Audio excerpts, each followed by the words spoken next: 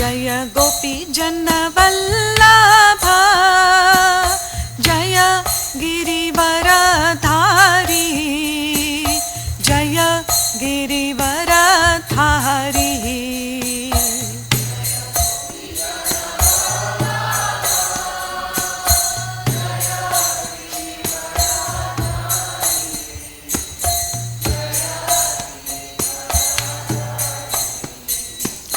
जय यशोदानन्दना जय ब्रज जनरञ्जना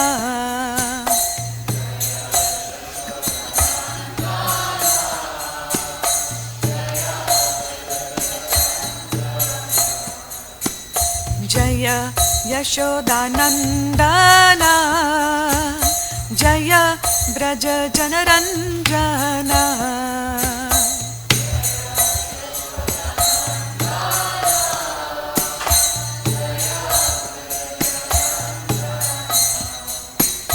जय यमुना तीरवनचारी जय कुंज बिहारी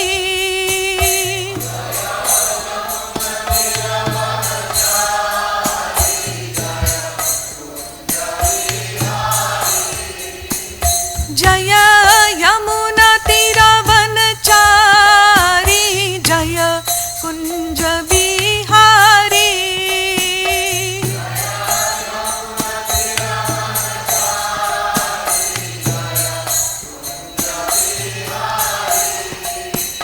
जय प्रभुपदा श्रीला प्रभुपदा प्रभुपदा जय प्रभुपदा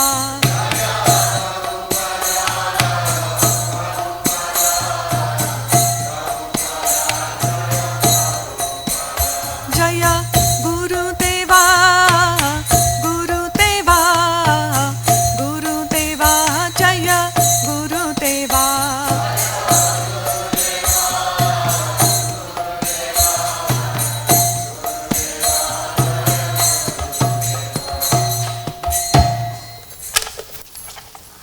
जय विश्वपाद परमहंस परिव्रजकाचार्य स्तोत्रषद Shri Srimad divine grace Srila A C Bhaktivedanta Swami Srila Prabhupada की जय।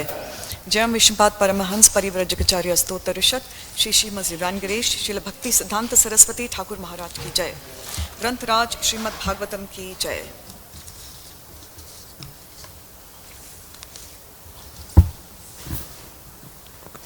Hare Krishna. We reading from Srimad Bhagavatam, Canto 3, Chapter 30, and it's the last text of this chapter, which is 34. Om Namo Bhagavate Vasudevaya. Om Namo Bhagavate Vasudevaya. Om Namo Bhagavate Vasudevaya. Narayanam Namaskritya Naram Chaiva Narottamam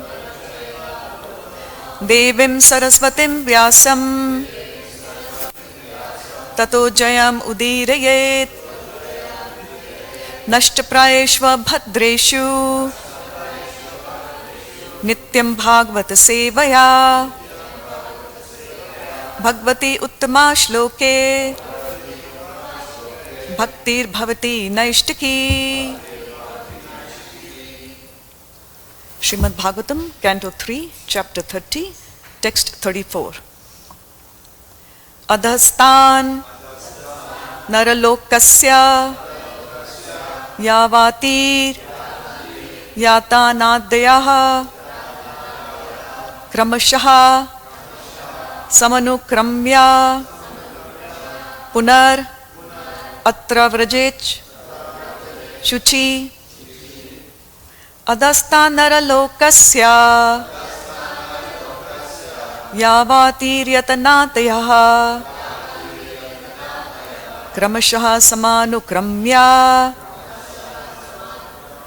Punar Atra Vrajech Shuchi Adhasthanara Lokasya Yavatiryatanadayaha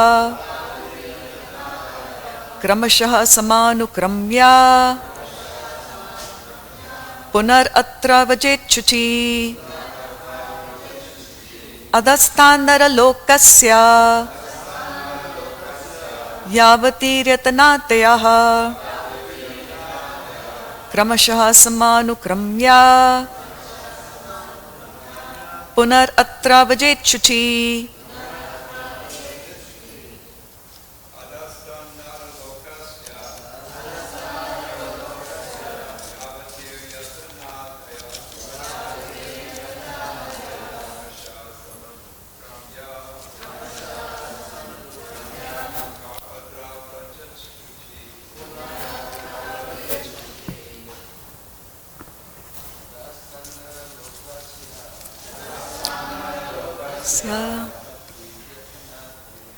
यावतीर्यतनादया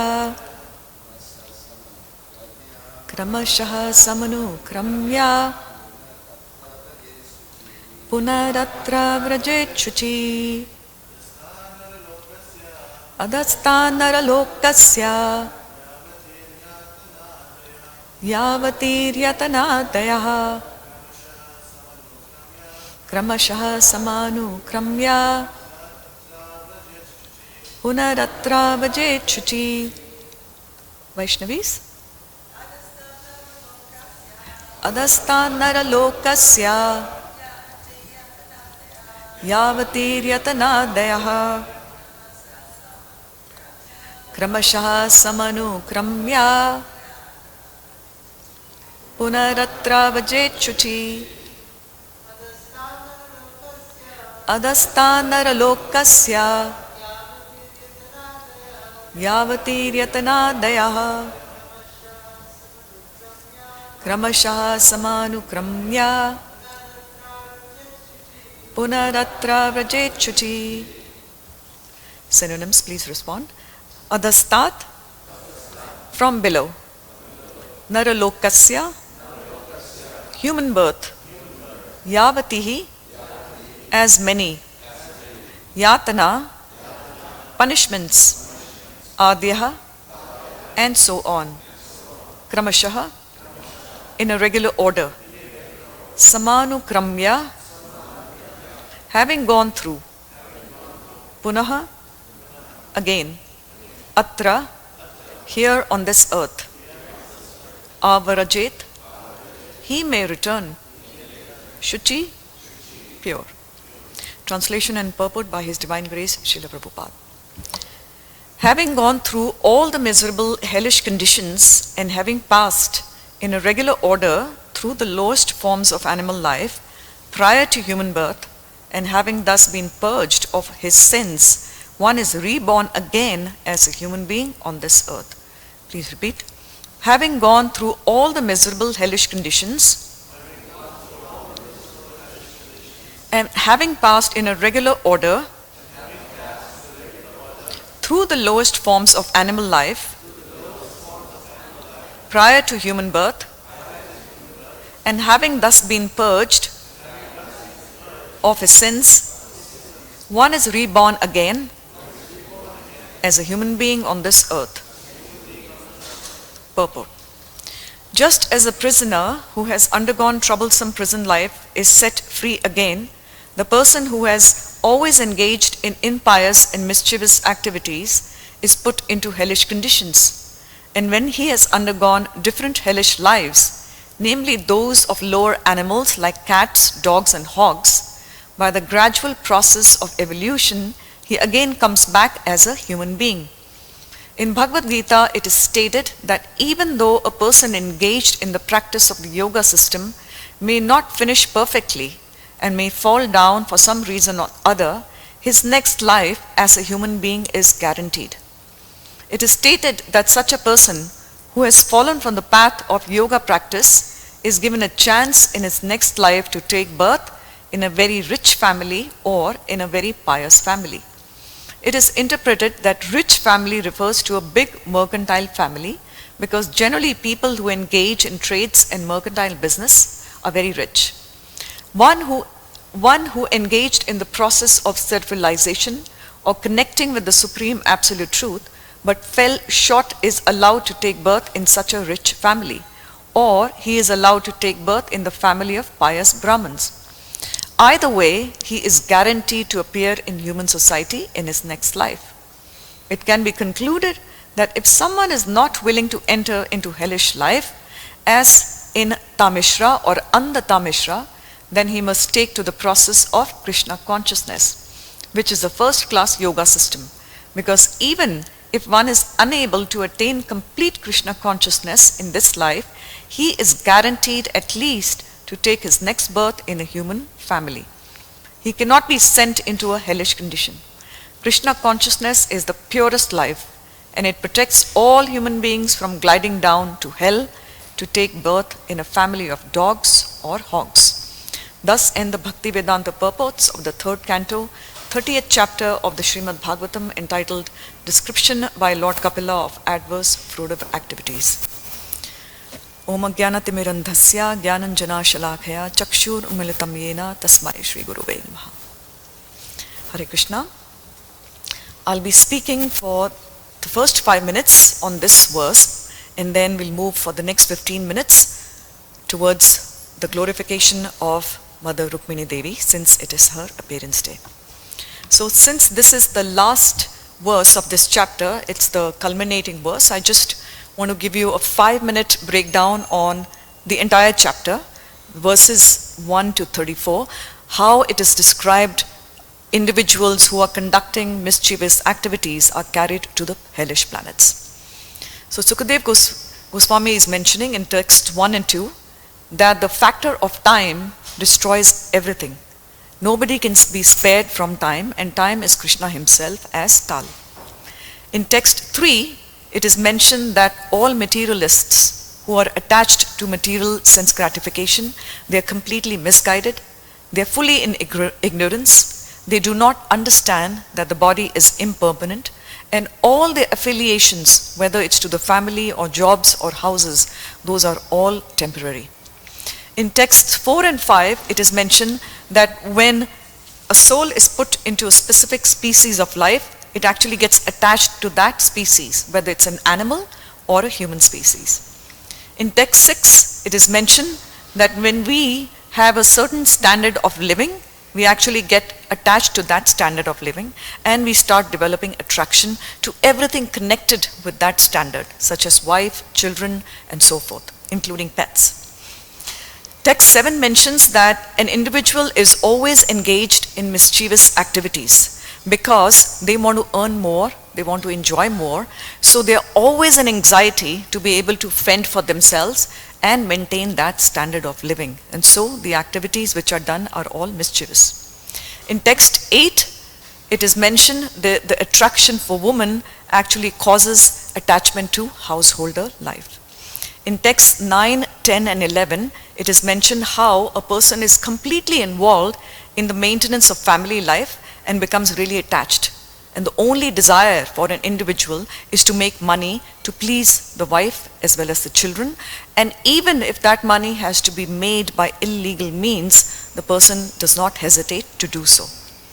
In texts 12 to 15, the miserable condition is indicated, where a person does so much for the family, but eventually at the last point in life loses all respect from family, becomes invalid, diseased, old, cannot eat, cannot swallow, and basically chokes on himself. Very graphic.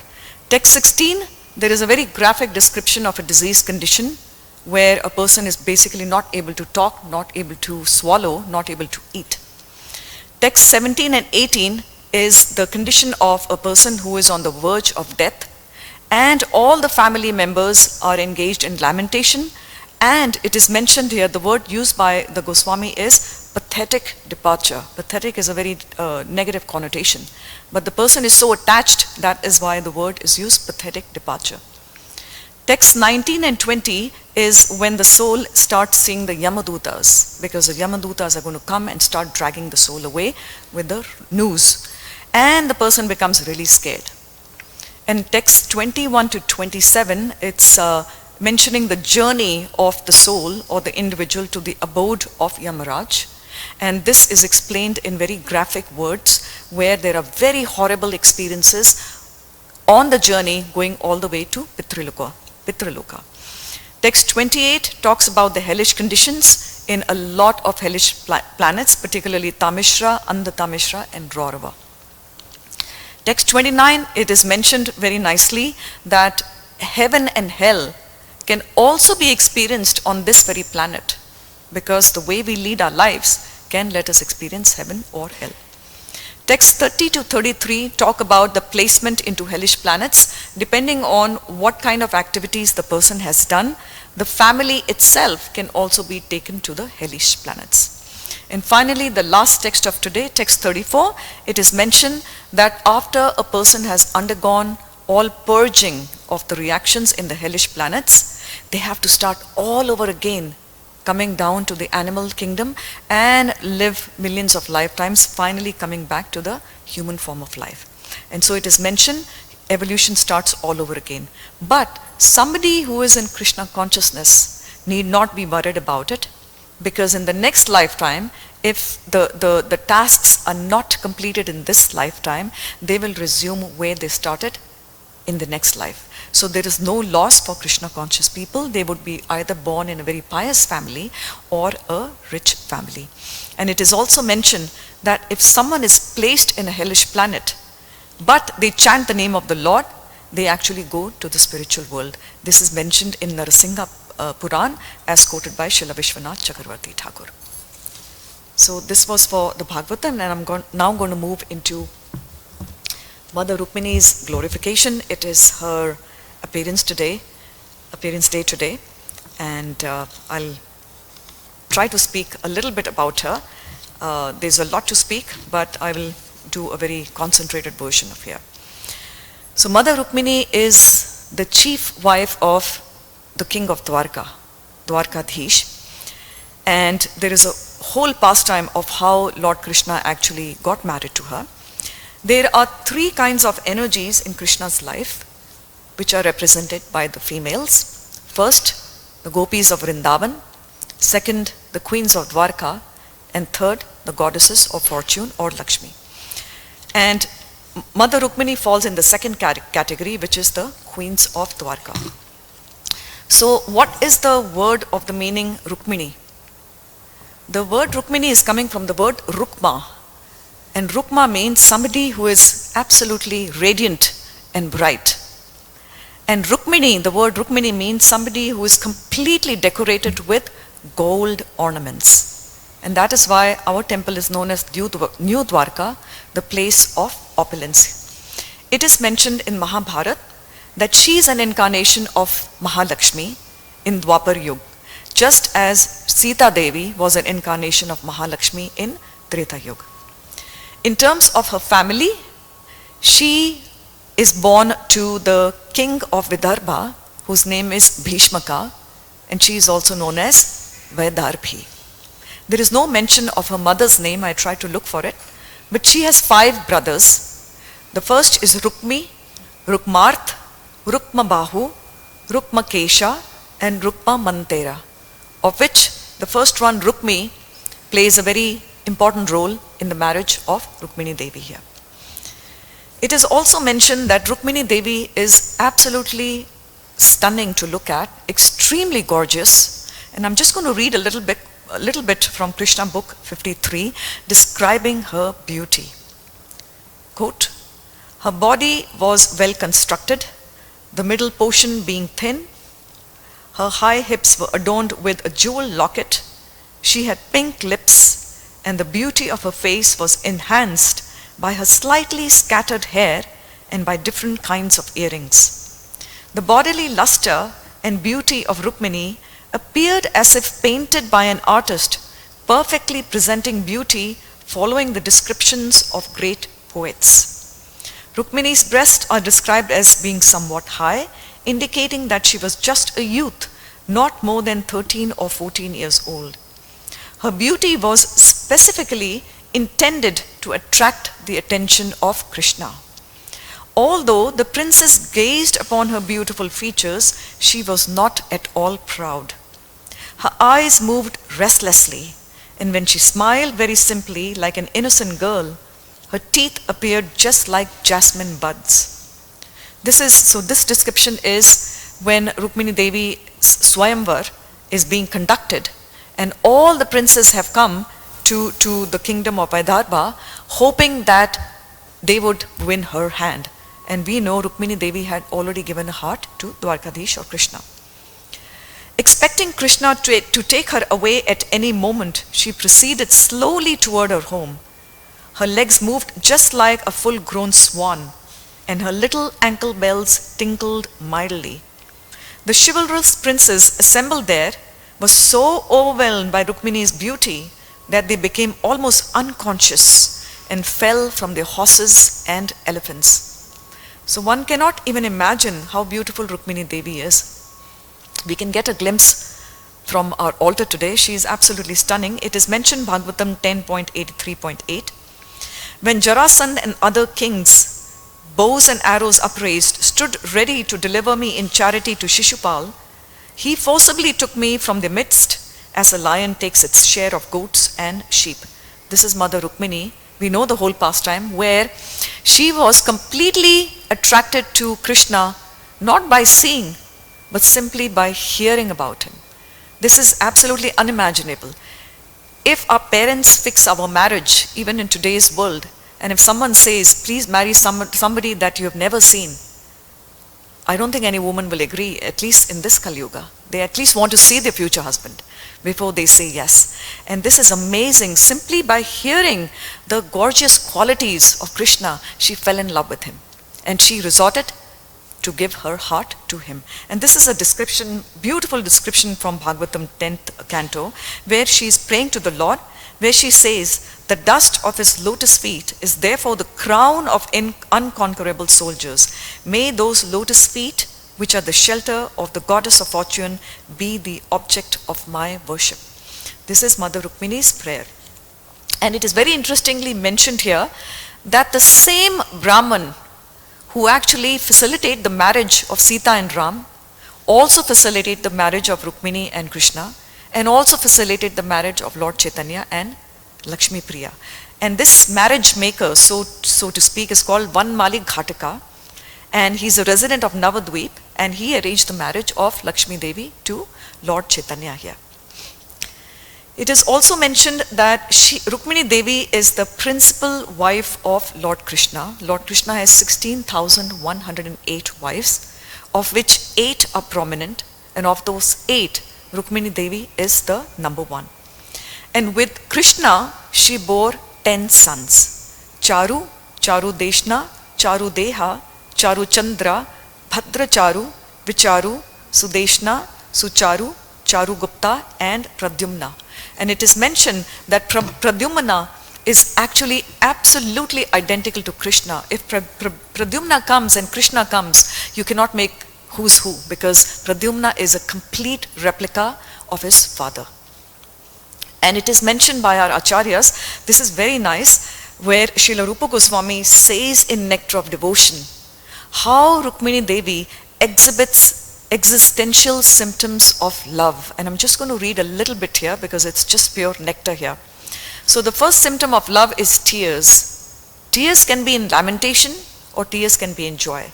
So in NOD chapter 28, it is mentioned, Rukmini's shedding of tears of lamentation. When Krishna and Rukmini were talking, Rukmini became frightened of separation from Krishna, and therefore she began scratching the earth with her red lotus-like nails.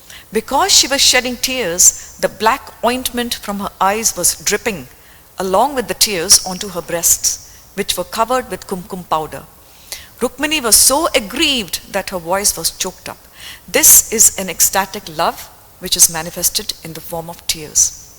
Then in chapter 30, ecstatic love which is manifested in the form of concealment, that example is given. When Krishna, the supreme joker, this is the words of Srila Rupa Goswami, planted the Parijat tree in the courtyard of Satyabhama, Rukmini, the daughter of King Vidarbha, became very angry. So it's really hard for us to imagine Mother Rukmini becoming angry, but she did. But due to her natural gentle behavior, she did not express anything. No one could understand Rukmini's real mental condition. This is an instance of competitive concealment.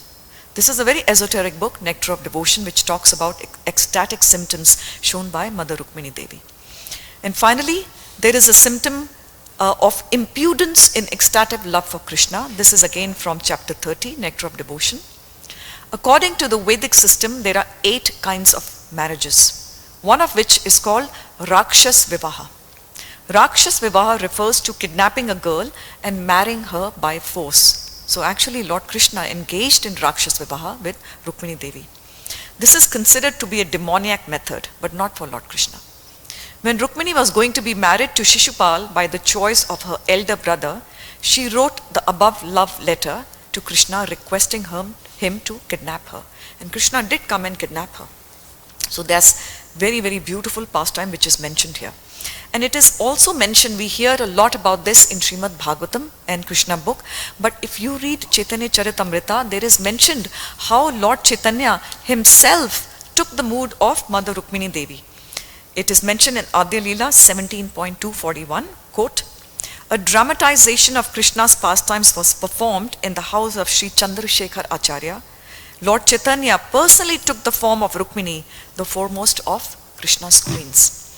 And in Antya Leela 7.144 it is mentioned, Gadadhar Pandit's pure ecstatic love for Sri Chaitanya Mahaprabhu was very deep. It was like that of Rukmini Devi, who was always especially submissive to Krishna.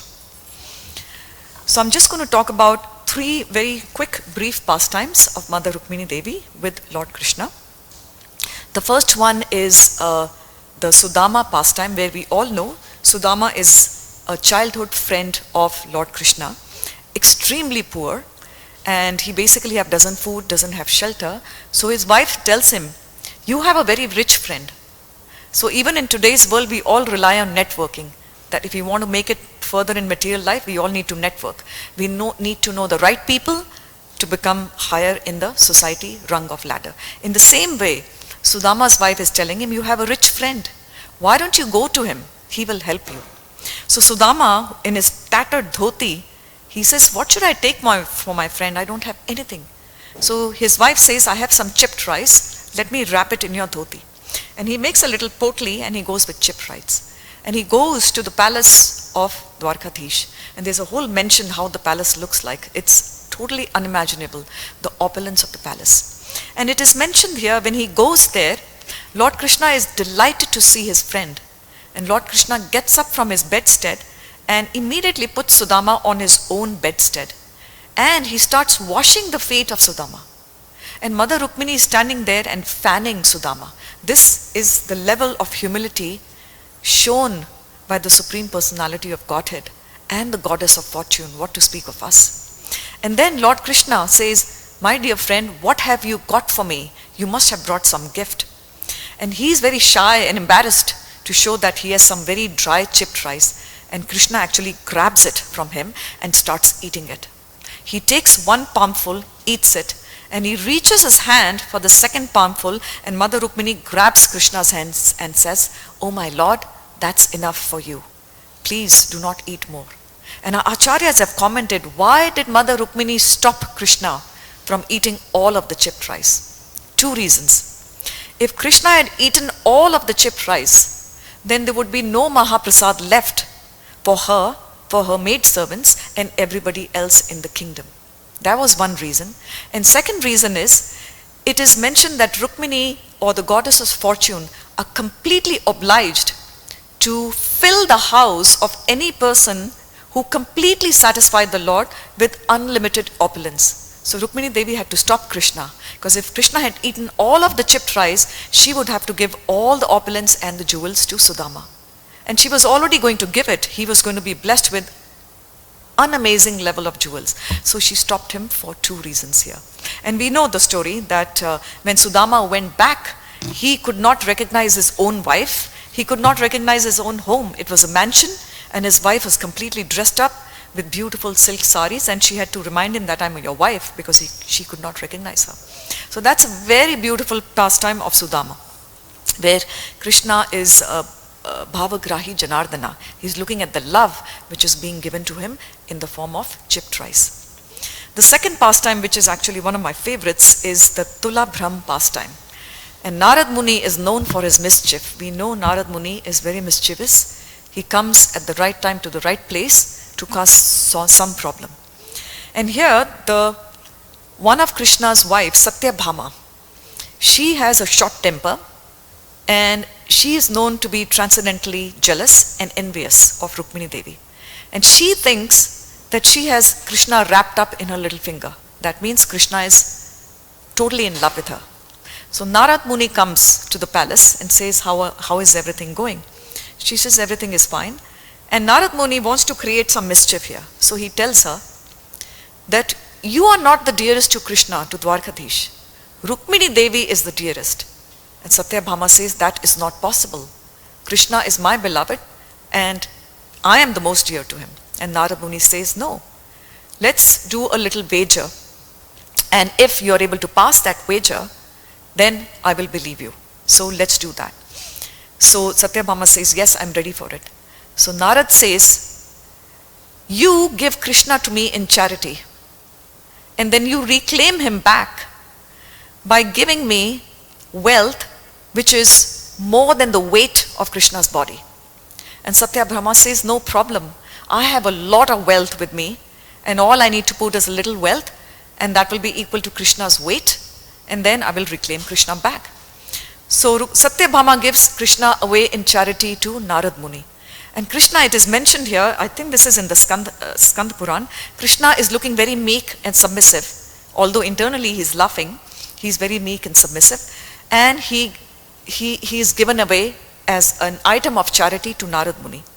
And then Satyabhama calls for a Tula. Tula means a scale. And one side of the scale, Krishna is sitting, and on the other side of scale, which is empty, Satyabhama goes to her quarters and gets all her jewels. Imagine, she's the queen of Dwarka. She gets all her jewels, thinking that this would be enough for the scale to shift, and this weight will be greater than Krishna's body weight. And she puts all her jewels. And the scale does not even budge. So she goes to all her co-wives, except Mother Rukmini. She goes to all her co-wives and says, please give me all your jewels, everything that you have from your specific mansions. Let's put them on the scale. They get lots of jewels, lots of diamonds and gold and whatnot, and they put it on the Tula. And again, it does not move. It's absolutely not moving. And now Narad Muni puts salt on the wounds of Satyabhama. He says, if you're not able to move this balance, I will give Krishna away as a slave to one of the cowherd boys, if you're not able to move this balance. And then Satyabhama tries to get the jewels from the treasury and puts it, still the balance does not move. And now Krishna looks at Satyabhama. He says, what have you done? Because of you, I will become a slave to some lowly cowherd boy. This is Krishna jesting with Satyabhama. And then finally Narad Muni says to Satyabhama, her ego is very hurt because she thinks Krishna's weight will be balanced by some jewels. But she's put all the jewels and Krishna's weight does not even move. And Narad Muni sees Satyabhama is getting very anxious. So he goes to her. He says, I think Mother Rukmini will have a solution for you. Why don't you go to her? And Satyabhama swallows her pride and goes to her crying, please Mother Rukmini, help me. And Mother Rukmini comes. She goes to Dwarkadhish, who's seated on the scale. She prays to him. She takes one tulsi leaf and she puts it on the scale on the opposite side of Krishna, and immediately the scale moves and Krishna is on the top and the scale comes down. And here it is mentioned, what is this telling us? That devotion to Krishna is much, much, much more valuable than all the jewels and all the opulences of this entire planetary system put together. So Satyabhama is known for her pride and arrogance. Rukmini Devi is known for her humility and devotion. This is a very beautiful pastime. And one last pastime that I want to talk about, which is very, very unusual, is this is coming from Dwarka. In Dwarka, if you've been to, how many of you have been to Dwarka in Gujarat? Yes. So if you have visited the temple of Rukmini Devi, that temple is not in Dwarka. And Rukmini Devi is not standing next to Dwarkadhish. Her temple is 2 kilometers away from Dwarka. And there is a whole reason why she has a separate temple of her own and she's standing individually there, not with Dwarkadhish. And the pastime for this, which is mentioned in the Skanda Puran, is another mischief maker, Durvasa Muni. Once Durvasa Muni comes to Dwarka and Krishna invites him for lunch and says, I and my wife Rukmini Devi will take you on our chariot. And Durvasa Muni says, yes, I am looking forward to having lunch with you, but when I sit on the chariot, you and your wife have to pull the chariot personally. This is Durvasa Muni's wager. And so, Lord Krishna and Mother Rukmini are pulling the chariot on which Durvasa Muni is seated, and Mother Rukmini Devi gets very tired. And she tells Krishna, I am very thirsty. Can I get some water? And Krishna digs the soil with his toe, and from that soil, the earth, water comes, and Krishna grabs some water in a vessel and gives it to Mother Rukmini Devi, and she immediately starts drinking, quenching her thirst. And Durvasa Muni gets outraged. He says, how dare you drink water without offering it to me first? We know the mood of Durvasa Muni. He's known to be in this way. Did the same with Mother Draupadi also. And so he curses Mother Rukmini. Says, for 12 years you will be separated from Dwarkadhish and you will be staying outside of the kingdom of Dwarka for 12 years. And that is why it is mentioned, this is in Skanda Puran, that is why her temple is, at least in Dwarka, is outside of Dwarkadhish's temple here. So our Shishi Rukmini Dwarkanath were installed in the year 1969 and Shishi Rukmini Dwarkadhish were installed in the year 1971. They were actually Shishi Radha Krishna first, but based on the way they were dressed and the level of worship that was being conducted here, and Suhas Prabhu, please correct me, I believe the devotees requested Srila Prabhupada to rename them Shishi Rukmini Dwarkadhish because of the level of opulence here. And I just want to end my class by a quote from Srila Prabhupada here. This is a letter on January 24th, 1969. Regarding your question about why we dress the deities in very opulent fashion and not as simple cowherd boys and girls, this is an intelligent question, and the answer is that according to the regulative principles, we cannot worship Radha Krishna now. Radha Krishna worship is meant for persons who have already developed spontaneous love of God. In the training period, we are only worshipping Lakshmi Narayan. We worship Radha Krishna because Lakshmi Narayan is there also. But actually, we are not worshipping Radha Krishna with our present deity ceremonies. We are worshipping Lakshmi Narayan. Narayan is there when Krishna is there in their original form. That is why we worship Radha Krishna in their Lakshmi Narayan deity form. And so Rukmini Dwarkadhish are basically Lakshmi Narayan, always worshipped in the mood of not Madhurya Ras, but Aishwarya Ras, which is opulence, and that is completely exhibited in our wonderful temple New Dwarka here. Shishi Rukmini Dwarkadhish ki jai, Shishi Rukmini Dwarkanath ki jai, His Divine Grace A.C. Bhaktivedanta Swami Srila Prabhupada ki jai. Are there any comments or questions? The class could go on for 3 hours because there's so much to speak about her, but I just took the nectar from Krishna book, just in my humble words to glorify her. Thank you so much. Hare Krishna. Mother Rukmini Devi ki jai.